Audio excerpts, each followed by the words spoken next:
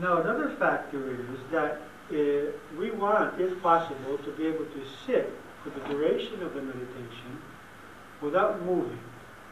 Now, this may not be possible in the beginning. Now, there are two kinds of movements.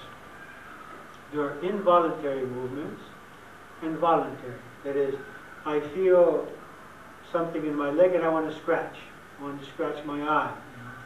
Or I'm feeling pain somewhere and I want to change my position so that I'm not feeling pain. These are voluntary movements which we make because we have a certain stimulus from our body.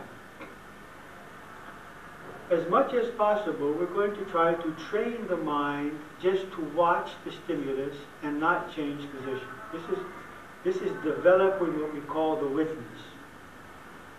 Developing the ability to be detached from the body and what's going on in the body. So at this point I would say, I am not the body. I am not my eye which needs scratching. And I watch what happens if I don't scratch my eye.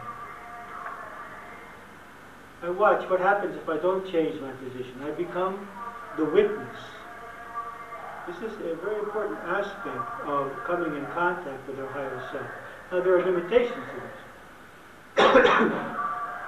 If a pain becomes excruciating, we just can't keep sitting there. We have to change position. So we have to find a balance here, especially in relationship to pains in the legs, because we can do damage to our knees and to our hips by ignoring those pains. So you can allow those pains to exist for about 5 minutes, but not more. After about 5 minutes, you should change your position. But a pain in the back or pain in the shoulders will not create any kind of damage. And so we can just observe it as much as possible. Now the other kind of movement is involuntary movement. The head goes like this. Or there's a twitching in the eye. Or this is the process through which the energy body begins balancing itself. We might find ourselves going like this, or going in circles like this. You see? These are natural energy processes through which the energy body is trying to create balance. One even might start crying or yawning. These are all involuntary movements through which tension is released. There's no need to suppress them.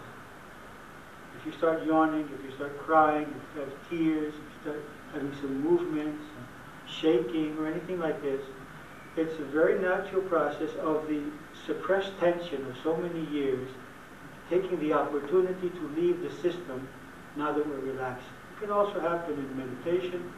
It can also happen in breathing exercises, in relaxation, in prayer. It can happen at many different times. Don't be afraid of such involuntary movements. Okay.